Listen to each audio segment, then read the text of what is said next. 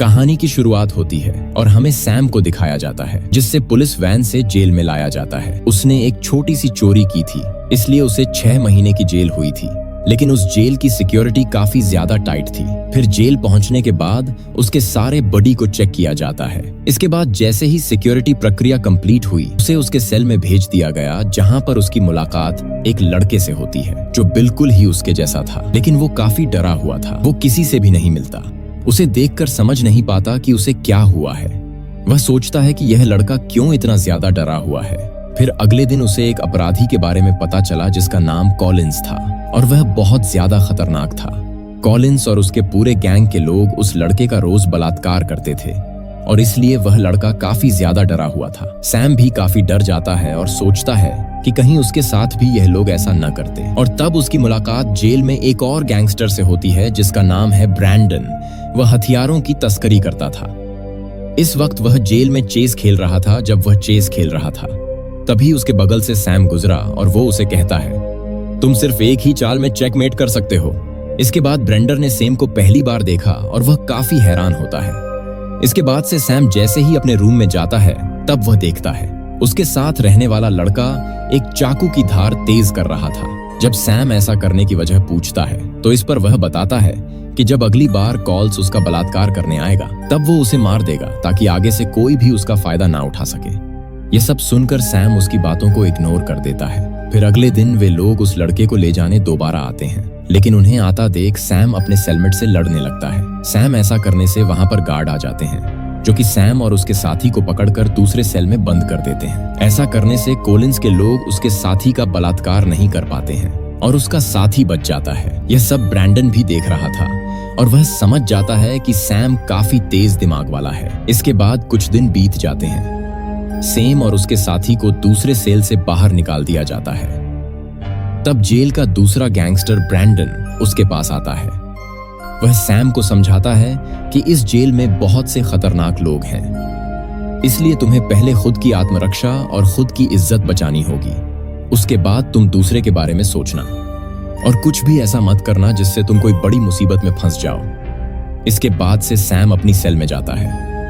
वह देखता है कि कॉलिंस के लोग फिर से उसके साथी को परेशान कर रहे थे और उसके पूरे गैंग के लोग उसके दोस्त का बलात्कार करने के लिए आए थे।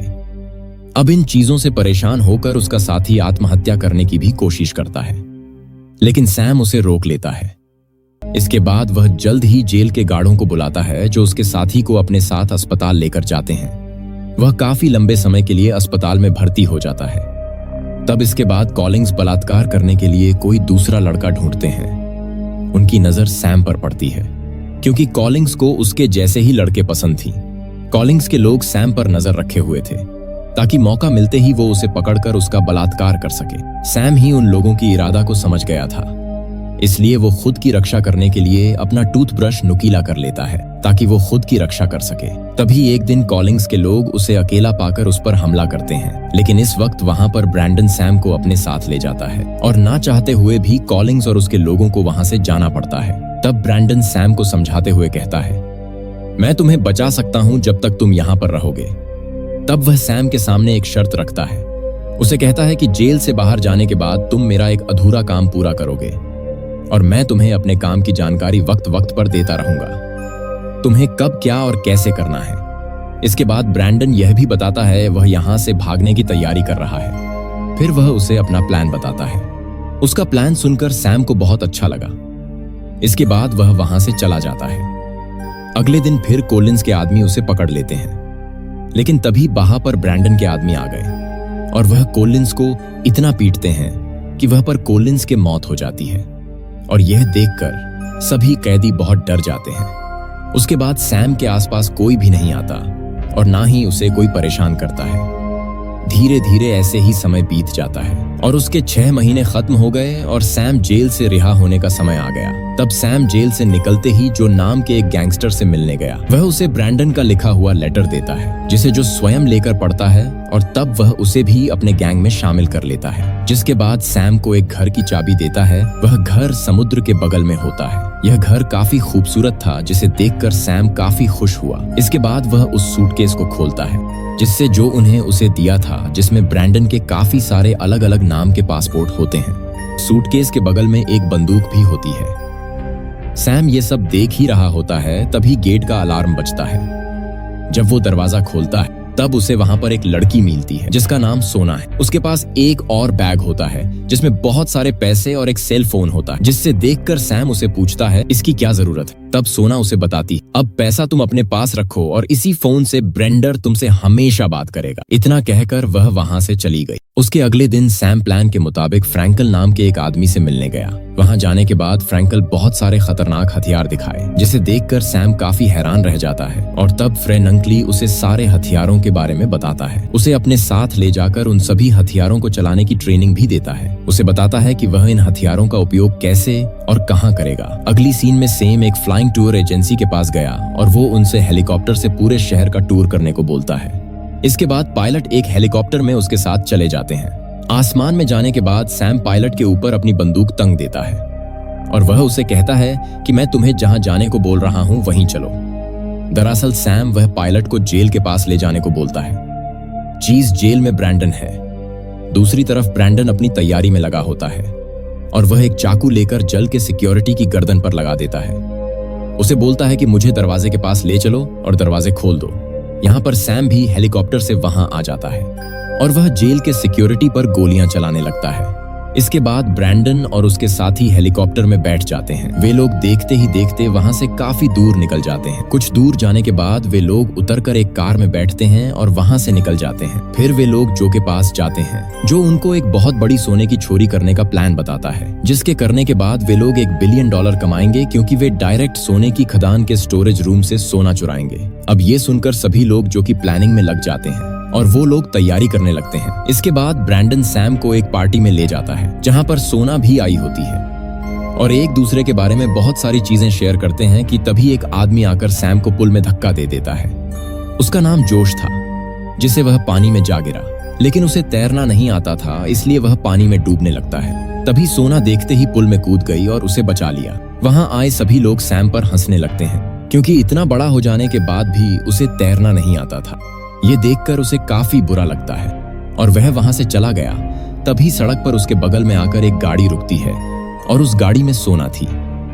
फिर वो उसे लेकर एक चाइनीज रेस्टोरेंट में गई, जहां पर वे दोनों काफी बातें करते हैं। सोना बताती है कि सभी को लगता है कि मैं जोन की गर्लफ्रेंड हूं, लेकिन हम दोनों के बीच में ऐसा कुछ नहीं है। मेरी सबसे बड़ी प्रॉब्लम यह है कि मैं एक इमिग्रेंट हूं, इसलिए मुझे बहुत पैसा कमाना है। इसके पास सैम भी उसे अपने बारे में बहुत चीजें बताता है और फिर ये दोनों वापस घर आ जाते हैं और रात भर सेक्स करते हैं। अगले दिन सैम को देखकर ब्रैंडन काफी गुस्सा हो जाता है और उसे कहता है कि अगली बार मुझे बिना बताए कहीं मत जाना। वह उसे सोना से दूर रहने को बोलता है, क्योंकि सोना उसका फोकस खराब कर रही थी। इसके बाद वह उस पर काफी गुस्सा करता है और बाद में वह उसे खदान के बिल्डिंग के पास ले जाता है जहां से उन्हें गोल्ड चोरी करनी थी। वहां पहुंचकर ब्रैंडन उसे बताया कि तुम्हें इस बिल्डिंग के अंदर जाकर इमरजेंसी अलार्म का ध्यान रखना है, ताकि कोई इमरजेंसी अलार्म को प्रेस ना कर पाए।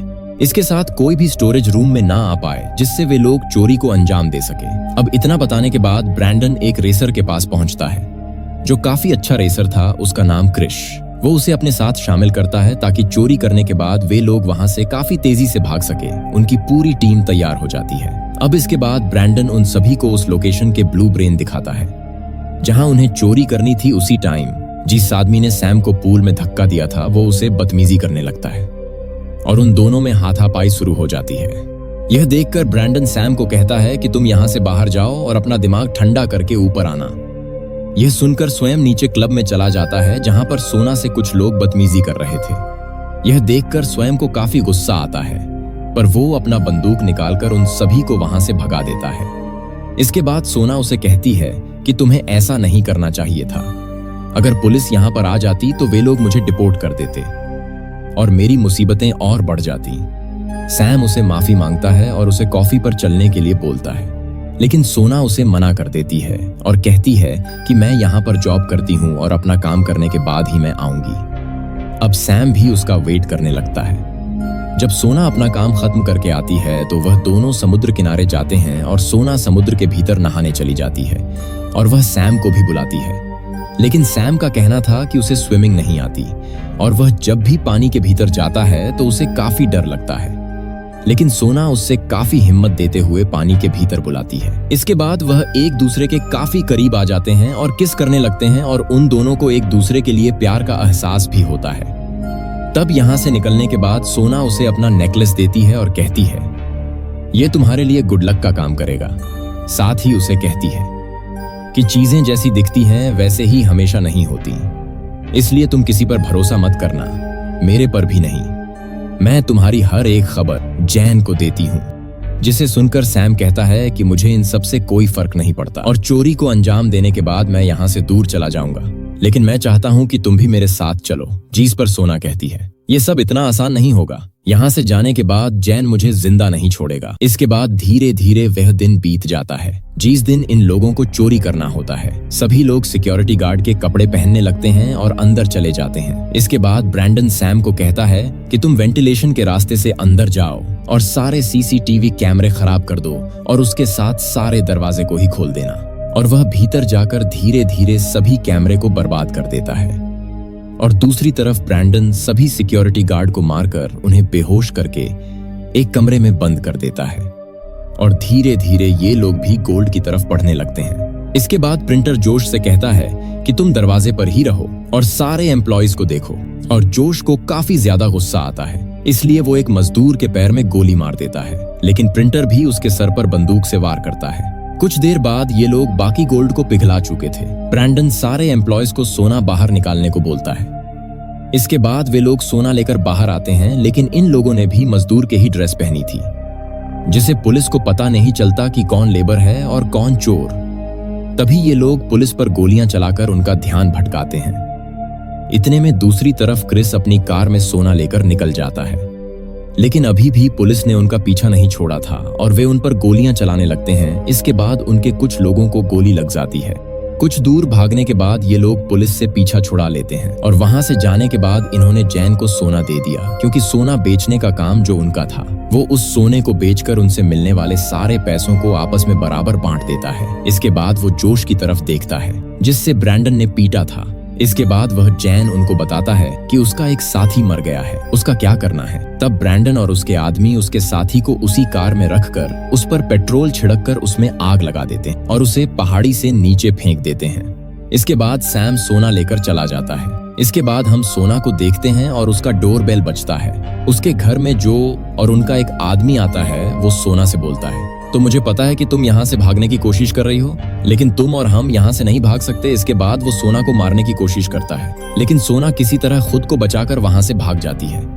और वह सबसे पहले सैम को कॉल करती है और उसे बताती है कि जैन उन्हें धोखा दिया है और जल्द ही तुम सभी के पास पुलिस आती होगी तुम सभी को पकड़ने के लिए।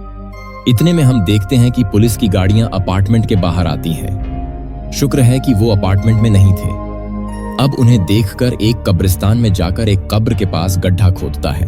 उसके पास जितनी भी चीजें थीं उसी गड्ढे में छुपा देता है। इसके बाद वो जैन को कॉल करता है और उससे पूछते हैं कि उसने ये सब क्यों किया, लेकिन जो उसे पहचानने से भी इनकार कर दिया। इसके बाद ब्रैंडन समझ जाता है कि जैन उन सभी को धोखा दिया। इसके बाद वो सैम को कहता है कि हम सभी को मेलबॉर्न जाना होगा, क्योंकि जैन वहीं पर सोने के डील करेगा। और फिर वो सभी लोग मेलबॉर्न के लिए निकल जाते हैं। रास्ते में सैम सोना को भी बुला लेता है। अगले सीन में मेलबॉर्न पहुंचकर ब्रैंडन अपने एक आदमी को बुलाता है और उसे जैन के लोकेशन पूछता है और इन लोगों को उसके लोकेशन का पता लग जाता है। इसके बाद ब्रैंडन सोना को कुछ पैसे देता है और उसे अपने मरे हुए साथी के घर उन पैसों को पहुंचाने के लिए कहता है, लेकिन सोना मना कर देती है। इस पर ब्रैंडन को गुस्सा आ गया और वो सोना को थप्पड़ मार देता है। यह देखकर सैम को बिल्कुल भी अच्छा नहीं लगता और वो उसे लड़ने लगता है, लेकिन कुछ देर बाद दोनों शांत हो जाते हैं और ब्रैंडन सैम को समझाता है कि तुम्हें गैंगस्टर हो, तुम्हें इस तरह कमजोर नहीं पड़ना चाहिए। अगर तुम इसी तरह कमजोर पड़ोगे तो ज्यादा दिन तक जिंदा नहीं रह पाओगे। इसके बाद हम सोना को देखते हैं जो बाहर से इन दोनों के लिए खाना ला रही थी, लेकिन उसे इस बात का अंदाजा नहीं था कि कोई आदमी उसका पीछा कर रहा है। और जब वह भीतर जाती है तब वो ब्रैंडन और सैम को बात भी सुन लेती है। ब्रैंडन सैम से कहता है कि जैसे यह काम हो जाए तुम सोना को पैसे देकर खुद से काफी दूर कर लेना। यह सुनकर सोना काफी ज्यादा भड़क जाती है और वह वहां से चली जाती है। उसे लग रहा था कि यह दोनों मिलकर उसे धोखा दे रहे हैं, इसलिए वह गुस्से में जा रही थी। लेकिन तभी वहां सैम भी आ जाता है और वह उसे समझाता है कि तुमने जो भी कुछ सुना वह सच नहीं था। मेरा वैसा कोई इरादा नहीं है। लेकिन तभी हमें होटल का दृश्य दिखाया जाता है जहाँ पर वही आदमी होटल के भीतर आ जाता है जो सोना का पीछा कर रहा था और वो ब्रैंडन के ऊपर गन पॉइंट कर देता है। ब्रैंडन उसे कहता है कि जैन के पास कुछ भी नहीं है तुम्हें देने के लिए और उसने तुम्हें जितने पैसे दिए हैं मैं उसे डबल पैसे तुम्हें दूंगा, इसलिए तुम मेरा साथ दो। ये सुनकर वो आदमी लालच में आ जाता है और वो ब्रैंडन को जैन के डील वाले लोकेशन बता देता है। फिर अगले दिन यह लोग उस जगह पर जाते हैं जहाँ पर जैन डील करने वाला है। ब्रैंडन और उसके साथी मिलकर उसके सारे आदमियों को मार देते हैं और जैन को पकड़ लेते हैं। इसके बाद वे लोग उसे सोने का पता पूछते हैं, लेकिन वह उन्हें कुछ नहीं बताता है। इसलिए उन लोगों ने जो उसके ऊपर कई दिनों तक टॉर्चर किया। इसके बाद जैन ने हार मानकर उन्हें सोने का पता बता दिया और सोने का पता मिलते ही वे लोग सोना ले आते हैं। अब इसके बाद उन्हें शहर से बाहर निकलना होता है, इसलिए उन्होंने एक वोट खरीदा और उस वोट से शहर के बाहर निकल जाते हैं। अगर मूवी आपको पसंद आया प्लीज चैनल को सब्सक्राइब जरूर करना।